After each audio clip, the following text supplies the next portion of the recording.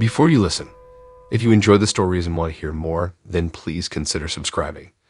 Most of you listening aren't subscribed, so please take this time to subscribe. Turn on notifications so you'll never miss a story and be the first to hear. You'll also be supporting me. Thank you.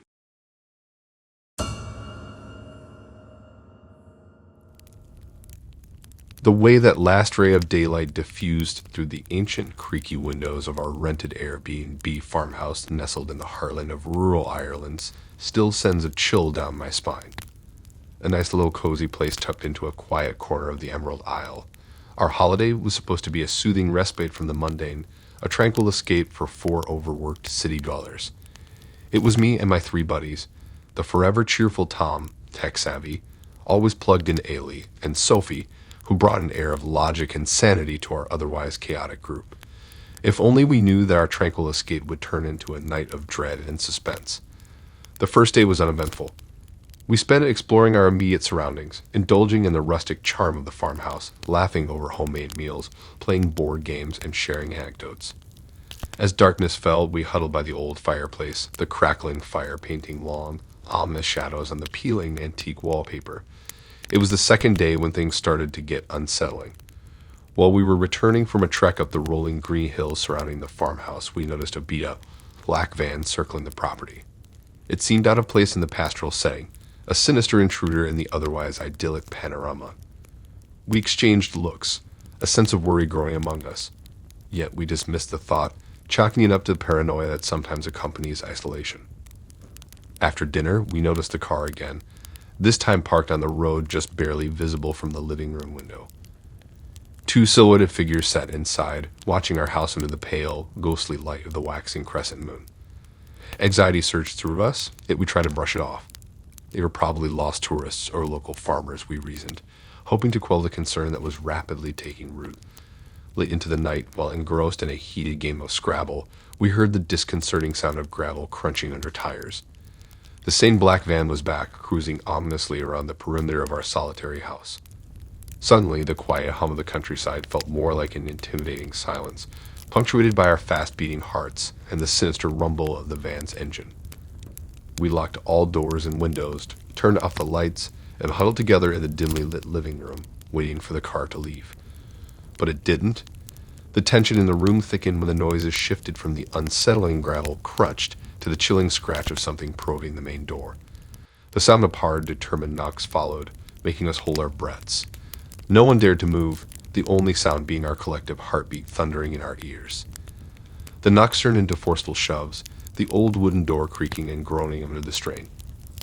Sophie, always the level-headed one, tiptoed to the kitchen, fetched her phone, and dialed the local police. Meanwhile, Tom, Ailey, and I were practically holding our breaths, not daring to move lest the intruders sensed our fear. With every passing minute, the pressure against the door grew more intense. The old wooden beams moaned, threatening to give way, but they held. The relentless onslaught on our door seemed to go on for an eternity. Then, just as abruptly as it started, it stopped. The deafening silence that followed was almost worse. We were straining our ears, trying to catch any sign of movement, but all we heard was the howl of the night wind against the farmhouse. Sophie returned, whispering that the police were on their way, but it would take them a while due to our remote location. We huddled closer, our shared fear a palpable presence in the room. We waited, every second stretching into an agonizing eternity, each creak and groan of the old farmhouse setting our nerves on edge. The police arrived nearly an hour later, their flashing lights piercing the inky blackness around the house. When the cops showed up, seeing their usual uniforms and the no-nonsense way they handled things calmed us down a bit. We watched the top cop, an older dude with gray hair and a face full of wrinkles, step up and start giving orders. The red and blue lights of the police cars, cutting through the dark night, felt like a guiding light to us. They got to work right away, splitting into groups. Some of them started looking over our front door, checking out the wood and the ground around it for any signs that someone tried to break in. The quiet of the house was broken up by the static noise from their walkie-talkies and their low voices as they talked to each other. At the same time, more of them spread out, checking the area around the house. Their flashlights moved back and forth, making the shadows dance and turning the quiet fields around us into a stage for their investigation. They were looking for anything out of place, tire tracks, footprints, anything that could tell them who was in the car and where they might have gone. We watched all this from the safety of our house, the once cozy living room now feeling more like a fortress under siege. They found no one. The black van had vanished as mysteriously as it appeared, leaving only a lingering sense of disquiet behind. The officers took our statement, assured us that they would patrol the area, and advised us to keep the doors and windows locked. We didn't sleep that night, the quiet serenity of the house now suffused with an eerie tension. The next day, we left the farmhouse, ending our stay earlier than planned. As we drove away, the sight of the secluded farmhouse receding in the rear view mirror felt more like a haunting mirage than a place we had spent 2 unforgettable days. To this day, the memory of the black van, the intimidating figures, and the sounds of our door being forced open linger in our minds. A chilling reminder of the time when our serene vacation was transformed into a horrifying ordeal, a real-life scary Airbnb story we'll never forget.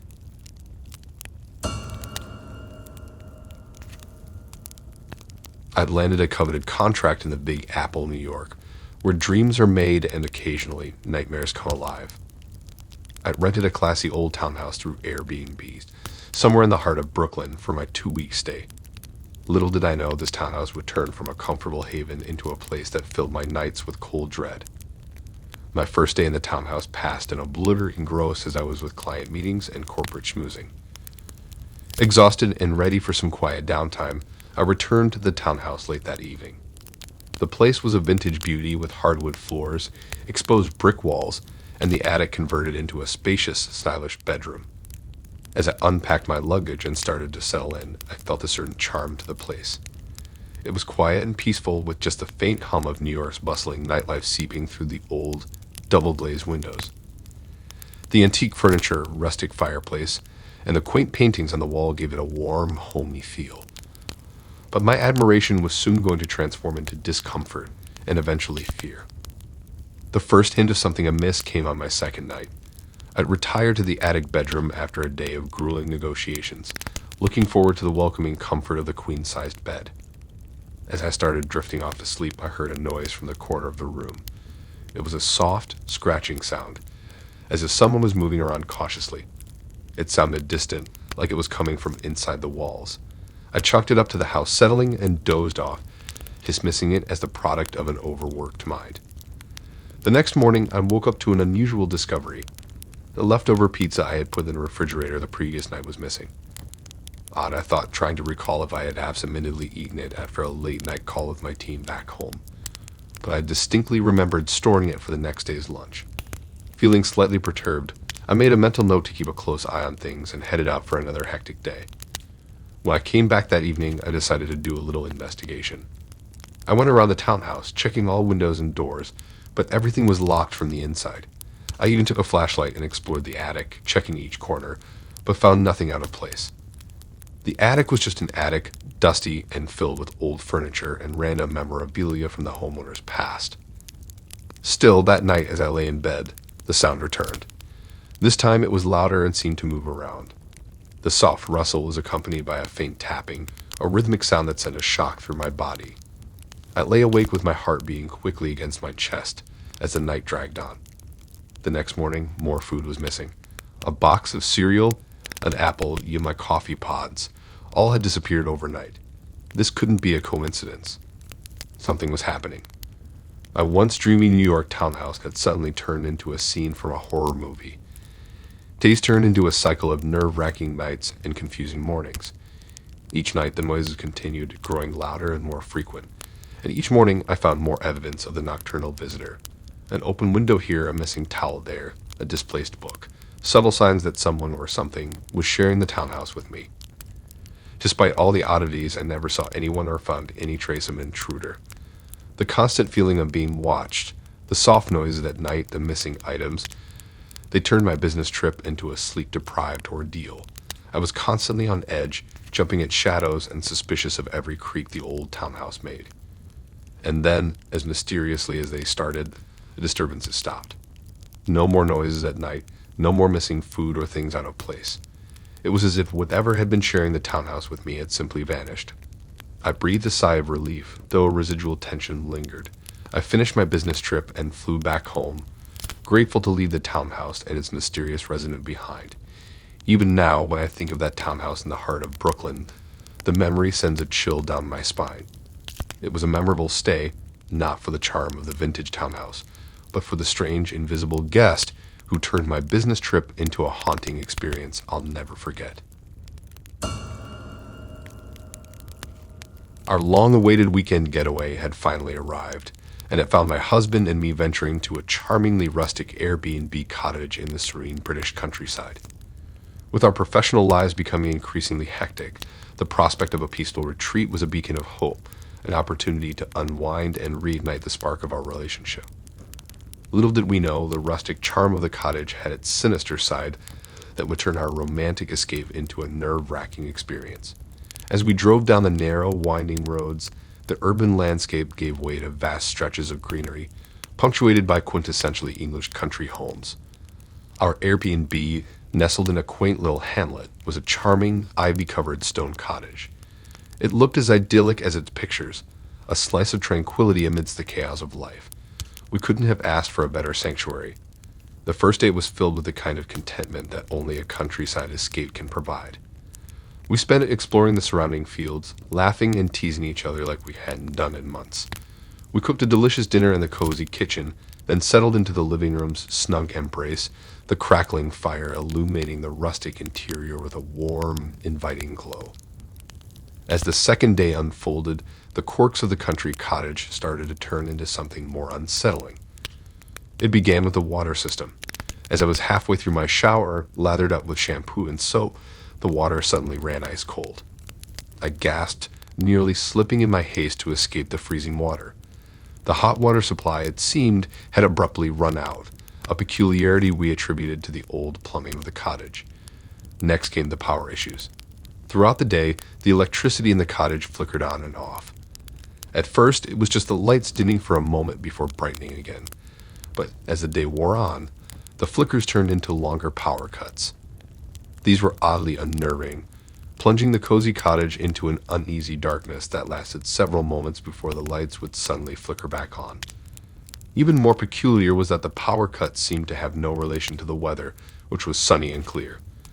The day was also punctuated by the odd disappearance and reappearance of our belongings. I noticed it first when I couldn't find my reading glasses.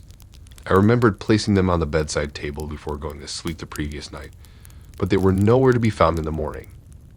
After a frantic search, they turned up in the kitchen, perched incongruously on the windowsill above the sink. It was a location I was certain I hadn't placed them.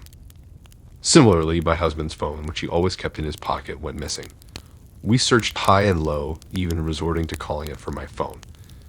Despite the ringtone echoing in the cottage, it took us a good 15 minutes to locate it, nestled on a high bathroom shelf, a spot neither of us could recall placing it. As the evening fell, the oddities escalated. An unexplained chill filled the cottage, seeping into every corner and causing us to tremble despite the roaring fire and functioning heating. It wasn't a physical chill, but rather a feeling, an eerie sense of unease that was impossible to brush off. That night, the unsettling atmosphere intensified. The peaceful silence of the countryside was punctuated by disconcerting noises. We heard footsteps in the hallway outside our room, slow and measured, as if someone was pacing with a heavy, contemplative tread. The old grandfather clock in the living room, which we had previously noted was not working, suddenly sprang to life, its chimes ringing out to signal the stroke of midnight. The sound was strangely discordant in the quiet cottage, making us jolt in fear. The next morning, the strange occurrences showed no sign of abating. We were greeted by a persistent tapping sound that seemed to come from within the walls, followed by a low, resonant hum that appeared to permeate the entire cottage. The power cuts became more frequent, the lights flickering off and plunging us into disconcerting periods of darkness that seemed to last longer each time. All through our third day, our belongings continued to disappear, only to turn up in strange places. A book I had been reading was found in the pantry, my husband's watch turned up inside a pot on the kitchen stove. The incidents, individually trivial and easily dismissible, collectively formed an unsettling pattern that we couldn't ignore. It was as if the cottage was playing a makeover game with us, turning our peaceful retreat into a troubling riddle. It was clear to us that something was not right. Despite the rustic charm and picturesque location of the cottage, The unsettling occurrences were too consistent to ignore. It was as though the cottage itself was alive, its old bones humming with an energy that, while not openly hostile, was decidedly unnerving. We cut our weekend getaway short, choosing to leave a day early. As we drove away from the charmingly eerie cottage, a sense of relief washed over us. The tranquility of the countryside, so enticing just days before, now seemed fraught with a strange, haunting aura. Looking back, our weekend getaway was not the romantic retreat we had envisioned, but a tense, uneasy sojourn into the depths of the uncanny. It was a stark reminder that even the most idyllic places can harbor unsettling secrets, turning a serene escape into a spine-chilling ordeal. It's a memory that still worries and scares us, the echo of that eerie hum still implanted in our minds. Thanks for listening in. If you like these stories and want to hear more, then please subscribe and like and support this new channel. We have more stories for you to listen to.